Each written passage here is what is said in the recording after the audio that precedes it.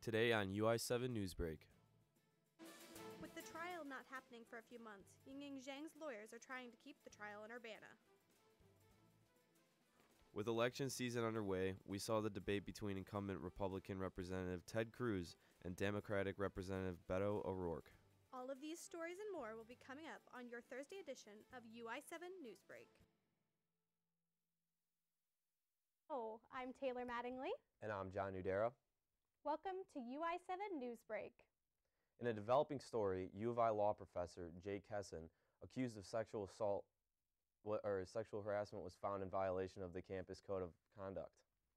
The investigation began in June 2015 when a request was made by Jamil Sharp, Associate Dean for Academic Affairs at the U of I College of Law at the time. The report states that the college had received multiple complaints regarding Kesson's interactions with female faculty members and students. Investigators spoke with 3 complainants who agreed to have ODEA investigate their claims of sexual harassment against Kesson on the condition of anonymity.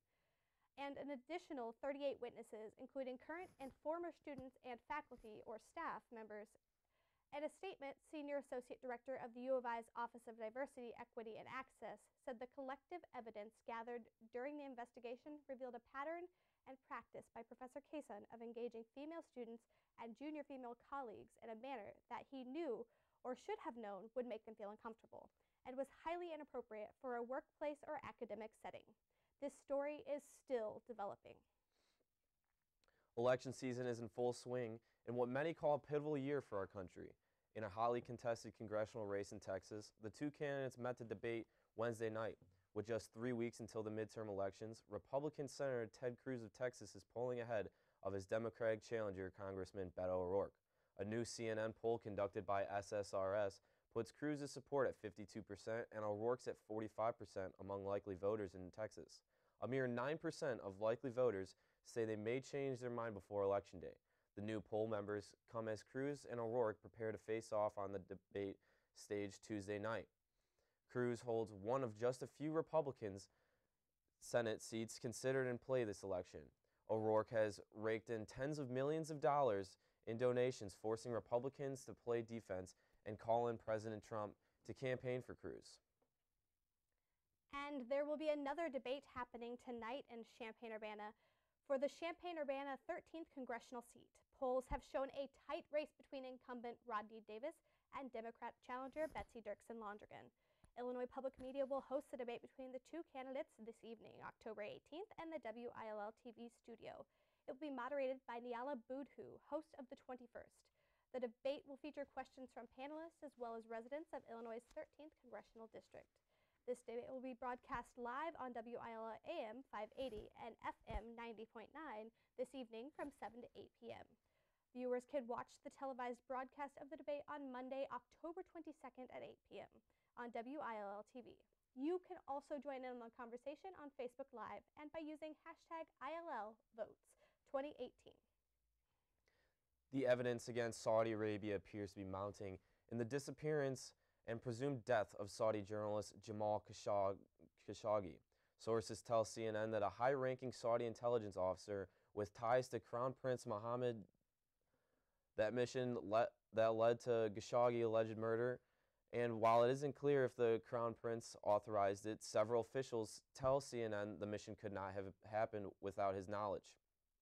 Meanwhile, U.S. Secretary of State Mike Pompeo has wrapped up his talks with the leaders of Turkey and Saudi Arabia over the presumed murder of the missing journalist. Pompeo met with Turkey's President Recep Tayyip Erdogan and later with the Turkish Foreign Minister. The Secretary of State told the leaders the U.S. is willing to help the country with its investigation of Khashoggi's disappearance. It's been a week since Hurricane Michael ripped through Florida's panhandle, and we're still seeing its devastating aftermath. Wednesday, Florida officials confirmed 3 more deaths in Bay County. This brings the death toll to at least 32 people, 22 in Florida alone. It is not immediately known how the people died, but sheriff's deputies say they're finding more victims as the water recedes. They also say people who did not evacuate could be buried beneath piles of concrete, wood, and metal. The exact number of missing persons isn't known. The Florida Department of Health provided an online form to get account of those unaccounted for or needing help. After the break, we're going to take a look at recent shootings that have happened in Champaign-Urbana, the bike craze that has taken over campus, and the Halloween festivities available in our area. So stay tuned and we'll be right back.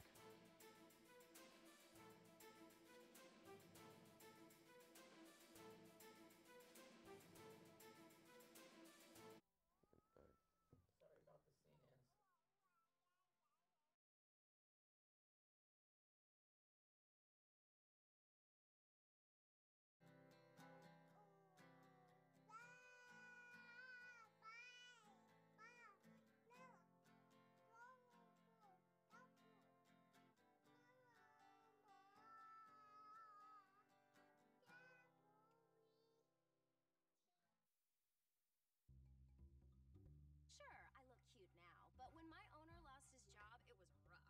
I was living on the street, and one night, me and this Cocker Spaniel got into it so bad, I wound up looking like an ice cream cone. I cried a little bit, but thankfully I got rescued, so I'm running, I'm jumping, all back to my old self, and I'm ready to give unconditional love, even if you put a lampshade on my head.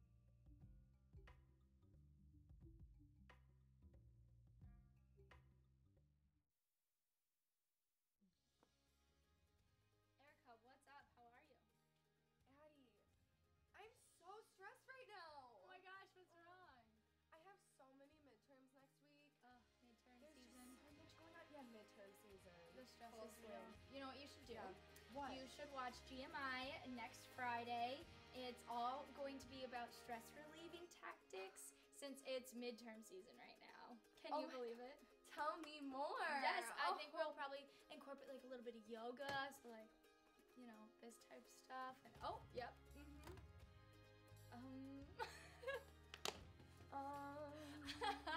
There we go. Yes, GMI is going to be amazing next week, and we're all gonna walk out of the studio feeling so relaxed and so zen. So make sure you tune in. If you want to feel zen, tune in.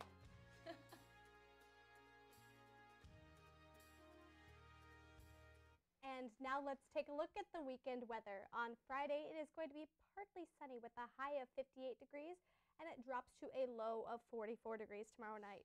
Saturday, it will be cloudy with a high of 58 degrees and a low of 29 degrees. And on Sunday, we have a high of 52 degrees and a low of 35 degrees. Make sure you to layer up before you go out because it is going to be a chilly weekend. Last week, gunfire was reported at the 1000 block of North 3rd Street at the Oakwood Trace Homes. UI7's Will Bro will show us how this shooting is one of many that has been part of a recent increase of gun violence in the Champaign area. Last Wednesday, Police Chief Anthony Cobb made a statement at the Champaign County Coalition the day after the shooting at the Oakwood Housing Authority took place. He talked about how there has been a recent increase in gang-related gun violence. Chief Executive Officer of the Housing Authority, David Northern, says that shots were fired within the Oakwood Trace Homes housing development, but that no one was shot. It's been a number of shootings. I think the increase is referring to more of the cities overall, in both Urbana and Champaign. There's been a number of shootings of late. Northern also talks about how this block is usually pretty safe, and like any area, there will be a percentage of people who cause violence. He says that Wesley Park, which is on the same block, is a common place for families to enjoy. As you can see, this is a very peaceful area. There's a park where families like to come and enjoy, as well as basketball courts where kids like to come and play. The shots fired at this corner block are just another example of how gun violence can happen almost anywhere. Champaign City Mayor Deborah Finance says the Champaign County Coalition works to make Champaign a safer place. She also says that there are many ways that citizens can help make the area more safe. For our citizens to take seriously every incident of gun violence, I think it becomes very easy to think, oh, it didn't happen in my neighborhood and it's not going to happen in my neighborhood, so it's sort of happening over there and we ignore it. Northern believes that a real solution to this problem is reaching out to our youth. I would love to see, more activities for the youth around here. That's always good. It's a number of great programs that's going on in both cities that help provide opportunities for young people, mentorship, and giving them second chances. In Champaign, Will Bro, UI7 Newsbreak. The bike share company VioRide launched a fleet of 500 bicycles to campus this year. The way students are using them is not what the company had in mind. It's not uncommon to see bicycles on a college campus. VioRide is a dockless bike company. Because these bikes don't have to be left in specific places, people on campus are picking up the bikes and leaving them in strange places. Some bikes have been found significantly off of campus, and one apartment complex in Savoy said that they've had multiple bikes on their property that haven't been touched in months. Bikes aren't being racked, and as you drive through campus, you can see many just thrown to the ground on their side. Most kids look forward to getting candy on Halloween, but one neighborhood has something else to share with the kids. Mariah McBride has more on Champaign resident that creates a new Halloween display every year.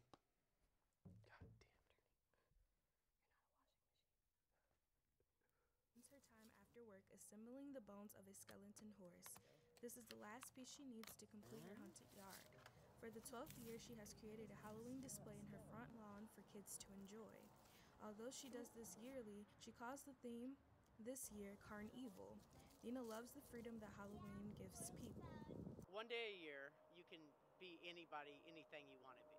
And no one's going to judge you necessarily for it. No one's going to, go, what are they doing, think you're a freak or just strange or, you can do what you want. At night, Carnival is in full effect. One clown hosts a ring toss game while a zombie sells tickets next to it. There is even a finger food stand with bloody popcorn. These decorations draw the attention of neighbors. Many of the props here have a special name. Right here is Merle. Merle, can you please tell me how long it took you to create the stand? No response. Well, I met with Dina earlier and she told me that this stand took around 4 hours. Luckily for Dina, help isn't far away. Her daughter McKenna developed a love for Halloween and started helping her mom at the age of 9. It's really exciting to see her get so excited about something, and it means a lot because we get to work on it together. Not all attention is good. Dina has often been the victim of theft. However, ultimately she says thieves can't steal her Halloween joy. Here I am. I do it anyway because I feel I should, and I'm not going to let them win. In Champaign, Mariah McBride, UI7 Newsbreak. 'Tis the season to be fanging. Residents of Champaign-Urbana had an opportunity to embrace their inner vampire this past weekend with the help of a professional. Ariel Majeski reports. Maven Lore is finishing grooming a fresh set of new teeth for his new vampire wannabes. And unlike the real creatures of the night, Lore's clients couldn't stop staring at the mirrored versions of themselves. Lore is what you call a professional fangsmith. He uses dental acrylics, special effects makeup, and a 20-year background of sculpting to create pairs of high-quality removable fangs. Coming from New Orleans, Lore says he was excited to come sculpt fangs for a small-town community, especially for those who purchased his fangs to help them personally identify with the goth or vampire communities. Have been isolated for so long, and then they finally find their people. They are more they're more excited about it. They're more willing to work together and build something beautiful. So that's what I'm here for. Some of Lore's customers flashed their new teeth later that night at the Masquerade de Vampire, a first-time ball in which performers and attendees expressed themselves through a vampirical culture. Matthew just got his fangs for the first time.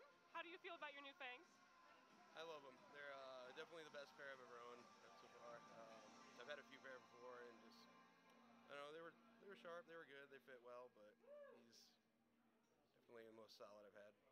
Feels natural. Yeah, very. Many of the ball's attendees are members of the goth community under the organization The Dark Underground. We don't see a whole lot of the fractioning that you do other places, and that's part of the reason why this has been such a success. Bennett says he hopes the ball and Lore's signature fangs will become reoccurring features within their community in the future. That's all for UI7 News. I'm Ariel Majeski. For our stories, please follow us on Facebook. Or see more of our stories on our YouTube page. And that is all we have for this week's edition of UI7 Newsbreak. Have a great weekend. Thanks for watching.